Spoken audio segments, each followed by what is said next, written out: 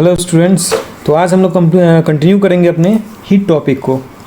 जहाँ तक हम लोगों ने पढ़ लिया था उसके आगे हम लोग आज कंटिन्यू करेंगे। उम्मीद है कि आप लोगों ने प्रीवियस वर्क कंप्लीट कर लिया होगा, अच्छे से समझ लिए होंगे। ठीक है, तो अब इसको हम लोग कंटिन्यू करते हैं। तो एक बार रिवीजन करते हुए चलते हैं हम लोग आगे कि क्या क्या हम लोगों ने पढ़ा था। तो सबसे पहले हम लोगों ने जाना था कि हीट क्या है, व्हाट इज़ हीट। तो फॉर्म ऑफ एनर्जी था हीट। ओके, हीट क्या है? एक फॉर्म ऑफ एनर्जी था जो कि एक जगह एक ऑब्जेक्ट से दूसरे ऑब्जेक्ट में ट्रांसफ़र हो सकता है।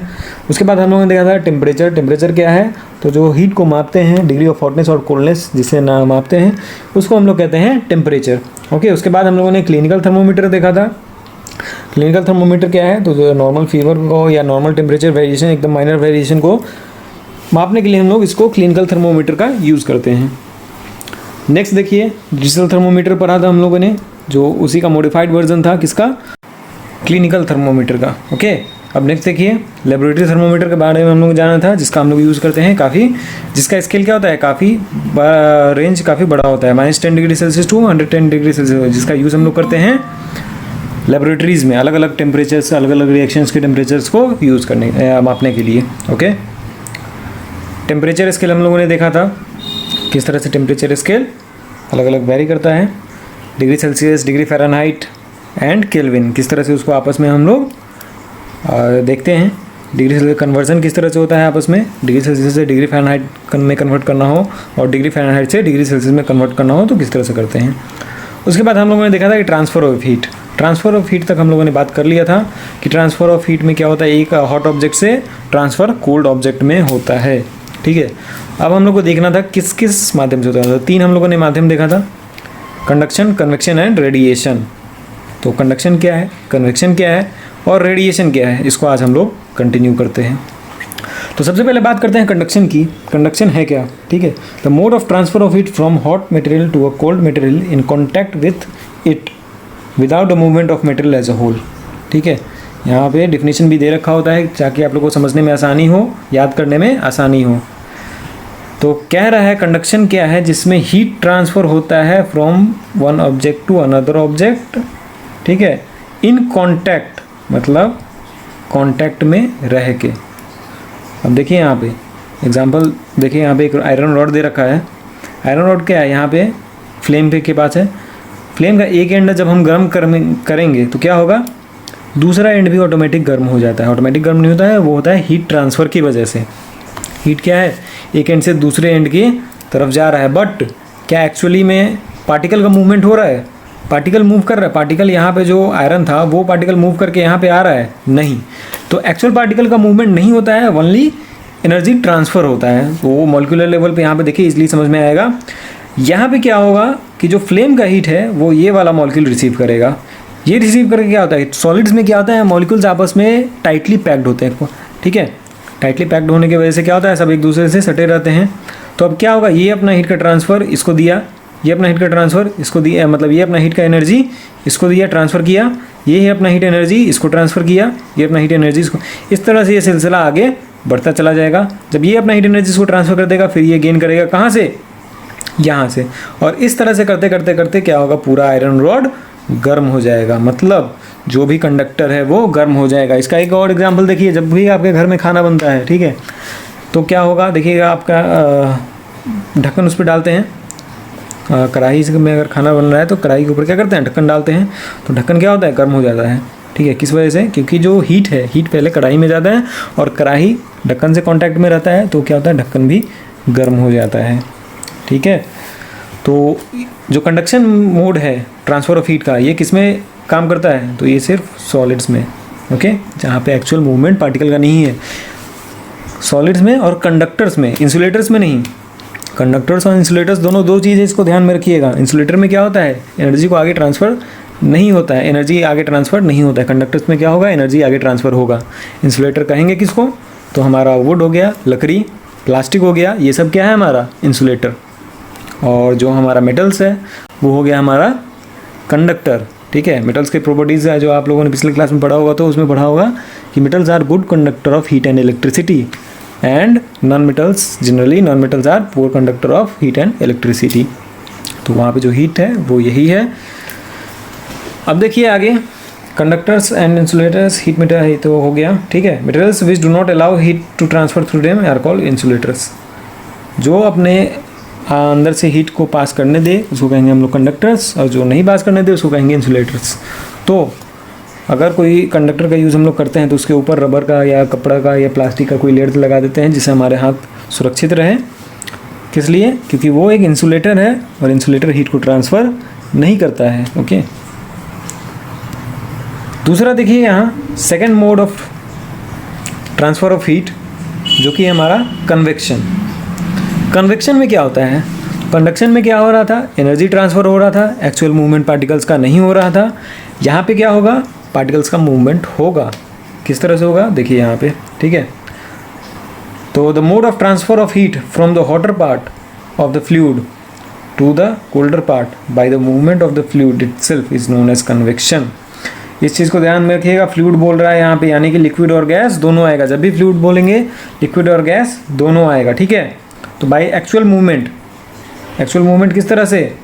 तो जब भी आप घर में इसका एक देख भी सकते हैं, इसको पानी बॉईल करते हैं आप घर में, ठीक है। एक सॉसपैन में लेके पानी को अगर चढ़ाते हैं आप स्टोव पे, तो क्या होगा? सेंटर में बुलबुला नीचे बनना पहले शुरू होगा। उसके बाद क्या होगा? वही बुलबुला ऊपर की तरफ राइज करेगा और नीचे जो पानी गर्म हुआ है वो पानी ऊपर चला जाएगा, ऊपर का जो ठंडा पानी है वो नीचे आ जाएगा। Okay, water is poor conductor of heat, because of this it can not transfer heat by conduction but it transfer heat by the process of convection. मतलब समझ में आ गया होगा अभी तक, ठीक है। कंडक्टर में क्या हो रहा था? मॉलिक्यूल्स एक्चुअली मूव नहीं कर रहे थे, ओनली एनर्जी ट्रांसफ़र कर रहे थे। बट यहाँ कन्वेक्शन में क्या हो रहा है? मॉलिक्यूल्स एक्चुअली मूव कर रहे हैं, ठीक है। नीचे का मॉलिक्यूल गर्म हुआ, एनर्जी लिया, ऊपर गया, ऊपर का जो ठंडा मॉलिक्यूल है वो नीचे आया, फिर वो गर्म होगा, वो फिर राइज करेगा। इस तरह से क्या होता है? अगर पानी गर्म करते हुए देखिएगा तो नीचे बबल्स बनते हैं, वो ऊपर राइज करते हैं, ऊपर जाके बस्ट करते हैं। ओके, इसी का एक एग्जांपल है सी एंड लैंड ब्रिज। तो सी एंड लैंड ब्रिज में होता क्या है? तो कोस्टल एरियाज़ में, ठीक है, यहाँ पे देखिए, in coastal areas during the day and during the day the land heats up more than water, so air above land gets hotter and lighter. दिन में क्या होता है? सैंड, कोस्टल एरियाज में क्या होता है? सैंड होता है, ठीक है। तो सैंड क्या होगा? ज़्यादा गर्म होगा। किससे? वाटर से। ओशियन है, ओशन क्या है? बहुत बड़ा एरिया है। ओशन को हम लोग हीट बैंक भी बोलते हैं। हीट प्रिजर्व करके रखता है, स्टोर करके रखता है। ओके, बट सैंड क्या है? क्विकली गर्म होता है, क्विकली ठंडा होता है। तो दिन में जब हीट पड़ रहा है उस पर तो क्या होता है? तेज़ी से वो गर्म हो जाता है, और गर्म होगा तो हीट रेडिएट करेगा एटमॉस्फेयर में, और रेडिएट करता है तो उसके ऊपर का जो एयर होता है वो भी क्या होता है? गर्म हो जाता है। अब वहाँ का जो एयर गर्म हुआ, इसके ऊपर का एयर गर्म होगा तो गर्म होके लाइटर होगा। लाइटर होके कहाँ गया? ऊपर की तरफ, ठीक है। यहाँ देखिए, वार्म एयर ऊपर की तरफ उठा, तो अब क्या होगा? यहाँ से तो एयर का एक पॉकेट बन रहा है, मतलब यहाँ है एयर गर्म होकर ऊपर की तरफ उठ रहा है, तो ये क्या हो रहा है? एम्प्टी स्पेस बन रहा है। इस स्पेस को भरेगा कौन? Air from above the sea which is cooler and heavier rushes to take place created by hot rising air. This is sea breeze which blows during day. तो यहाँ पे क्या है? ये सी ब्रिज है, मतलब यहाँ से ये राइज किया, और सी ब्रिज देखिए यहाँ से चलते हुए आया इसका जगह लेने के लिए, क्योंकि ये कूलर एयर है, ठंडा एयर है। तो ठंडा एयर क्या होगा? नीचे की तरफ रहता है, और जब यही चलते हुए यहाँ इसका प्लेस लेने आता है तो ब्रीज मतलब हल्की हवा का झोंका आता है, ठीक है। और वही फील होता है कूल सी ब्रीज के तरफ। तो सी ब्रीज चलता कब है? दिन में चलेगा, ठीक है। और जस्ट उसका अपोजिट है यहाँ नीचे, ठीक है, लैंड ब्रिज। तो रात के समय क्या होगा? During night the land loses heat faster than water and becomes cooler. Sand क्या अभी बताया था कि जल्दी गर्म होता है और जल्दी ठंडा होता है, तो ये क्या हुआ? जल्दी ठंडा हो गया। अब इसके ऊपर का एयर क्या है? ठंडा है, लेकिन जो हीट स्टोर करके प्रिजर्व करके रखे हुए था ओशियन, वो क्या है? अब धीरे धीरे रिलीज़ कर रहा है, ठीक है, ओवर सी एंड नाउ, ठीक है। तो यहाँ देखिए, land loses heat faster than water and becomes cooler and air over sea is now warmer due to which it rises up and cooler air above the land rushes to take its place. वहाँ पे क्या हो रहा था? सी मतलब ocean का जो air था, ओशियन के ऊपर का एयर, वो रश कर रहा था लैंड की तरफ आने के लिए। अब यहाँ पे क्या है? चूँकि लैंड का एयर ठंडा हो गया हुआ है, वो रश करेगा किधर की तरफ जाने के लिए? सी की तरफ जाने के लिए। तो जो हमारा लैंड ब्रिज है वो लैंड से सी की तरफ, और जो हमारा सी ब्रिज है वो सी से लैंड की तरफ। इस चीज़ को ऐसे भी याद कर सकते हैं, सी यानी कि सी से लैंड और लैंड ब्रिज यानी कि लैंड से सी। ठीक है, इसको हमेशा ध्यान में रखिएगा। रीज़न समझ में आ गया होगा क्यों होता है, क्योंकि एयर जो है जैसे ही गर्म हवा होगा वो ऊपर जाएगा और उसका जगह ठंडा एयर लेगा। ठीक है, इसी वजह से मूवमेंट होता है। नेक्स्ट देखिए हमारा रेडिएशन मोड ऑफ ट्रांसफ़र है। रेडिएशन में क्या होता है, अब एक चीज़ देखिएगा, ये सन से जो हम हीट रिसीव करते हैं, ठीक है, तो उसके बीच में क्या है, कोई मीडियम नहीं है, मतलब कोई ऐसा माध्यम नहीं है, ना एयर है, ना लिक्विड है, ना गैस है, मतलब ना सॉलिड है, कुछ नहीं है, वैक्यूम है, पूरा खाली है। ठीक है, उसमें भी क्या होता है, हीट ट्रैवल करता है कि नहीं करता है, करता है। तो mode of transfer of heat through which heat energy from a hot body to a cold body by means of heat rays without any material medium between them. इस मोड में क्या होता है, बिना किसी मटेरियल मीडियम का heat travel करता है। ठीक है, एयर है तो चलेगा, एयर में भी ट्रैवल करता है, और एयर नहीं भी है तो भी चलेगा।